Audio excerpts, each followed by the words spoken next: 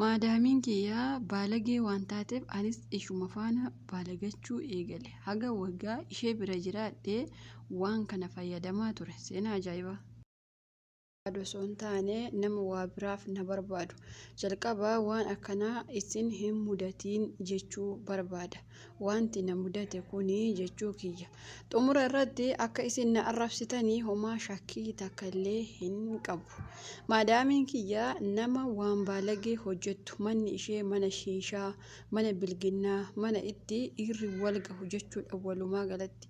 Isheen ijoollee takkallee hin qabdu. Ofumaaf mana kireeffattee jiraatti. Ani ergi mana ishee galee nyaata hojjechuu fi mana qulqulleessuu ture. Dhiironni guyyaatti 5-7 ta'anii ishee waliin bulan. Isheenis shiishaa waan adda addaa akkan achitti keessummeessu na gaafatti. Yeroo hundaa shiishaa ishee waan isheen barbaaddu uffata isheen yeroon jijjiirattu bakka siree ishee natu geessa. Guyyaa tokko gaaffii akkana jedhu na gaafatte. Ergin ishee bira waggaa tokko fixee afaan Arabiffaa baruu eegalee waan na gaafatte. Ati waan hojjedhu kana na beektaa jettee na gaafatte. Anis akkuma nama hin beekneetti lakki ani hin beeku jedhee isheetti deebise. Isheenis ani waan hojjedhu waan akkanaati. Yoo feetee qarshii guddaa argachuu dandeessa naan jette.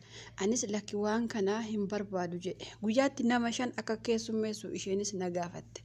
Anis lakki waan akkasii hojjedhees hin beeku, hojjechuus hin barbaadu jedhe. Dhugaa dubbachuu fi ani durba duudaa biyyaa bahe. Amantanis amanuu baattanis umriin kiyyaa waggaa 17 ture.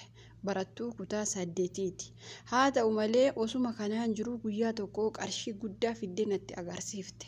Qarshiin kun ji'a tokko keessatti biyya keetti waan guddaa ijaaratta jettee na gaafatte. Anis qarshii sanaa battalumaan ofirraa deebise.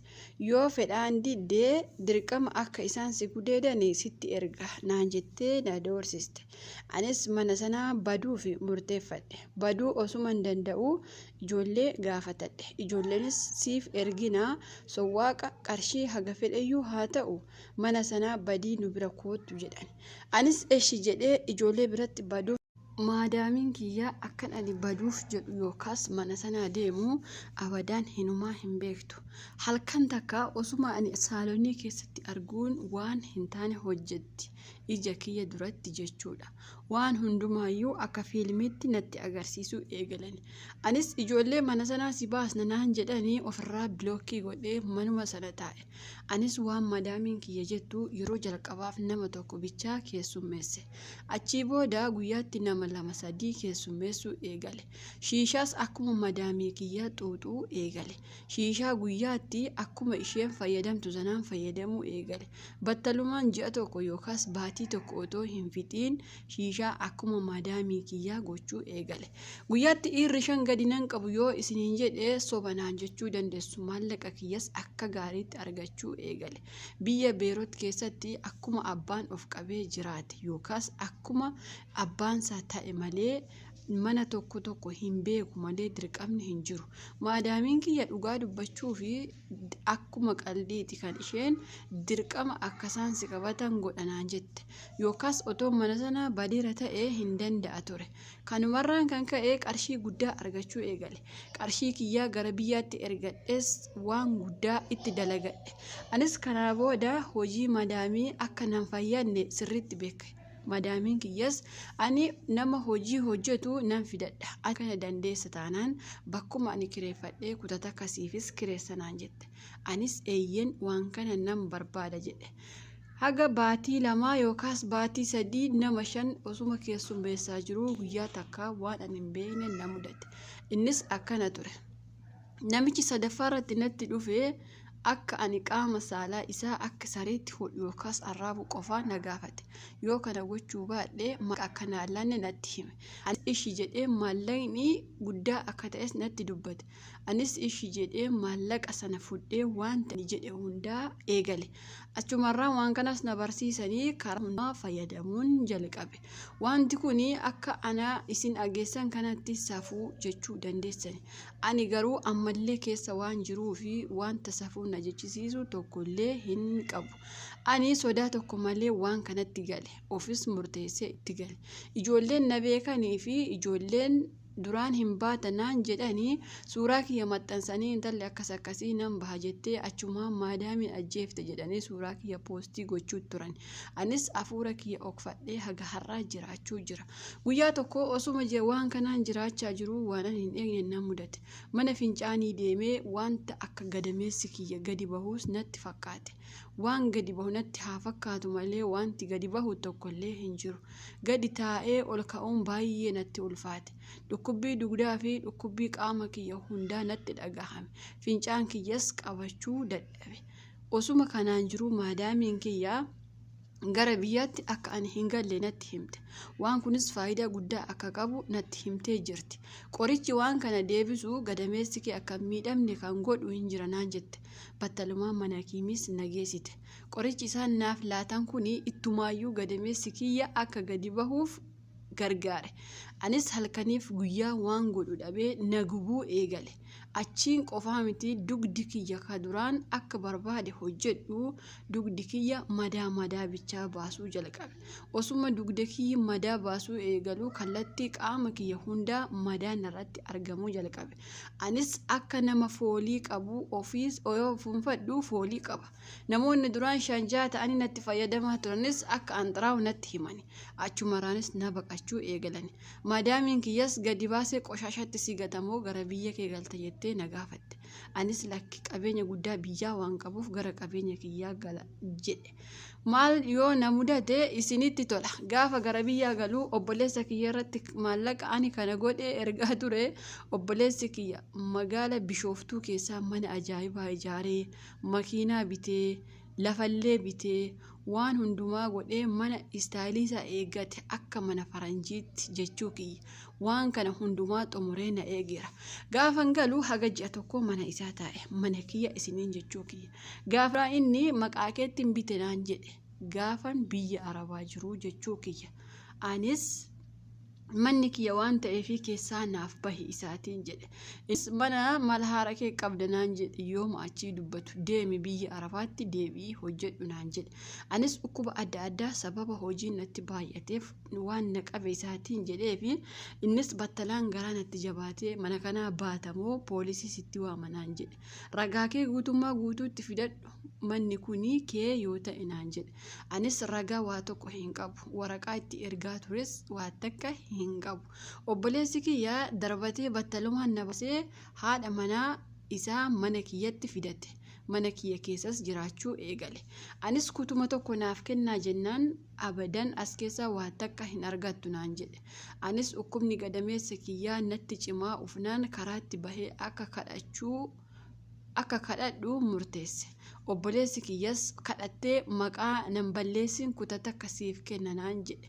Anis kutata akka sanatti gale. Haga torbee takka yookaan torbee lama yoo taa'u haati manaa isaa xirooftuu kana baastamoo ani bahanaan jette. Dhugaa dubbachuu fi dhugumatti baay'een xiraaha. Akka xiraa kiyyaa fi namni naannoo sanayyuu hin dhaabbatu. Maaliif yoo jettanii sombi kiyyallee shiishaan fixee qaamni kiyya madaa adda addaa waan baasee fi baay'ee takkan xiraa. Haati manaa isaa yookaan anaa yookaan obboleettii kee filadhu jette. Innis obboleettii xirooftuu maaliin godha jedhee karaatti baasee nagate. Anis karaatti bahee hin kadhu jedheen Finfinnee keessa deemee mana namaa hojjechuu eegale.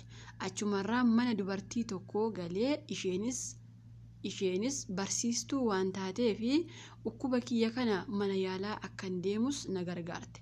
Mana amantaa adda addaas na geessite. Anis mana amantaa sanaas deemee galata rabbii nin fayye. Fayyee torbee lama osoo hin gahiin maallaqaa biyya Arabaa deemee isinii deebisaa isin nageessaa jedhee haadha manaaf abbaa manaa sossobadhe. Isaanis nageessani. Biyya Arabaa deemee waggaa 2 hojjetadhee dhugumatti maallaqa isaaniillee deebisee fi maallaqa haga tokko hojjetadhee deebi'e. Gaafan deebi'u manuma jara duraan nageessa sanaatti hin deebi'e.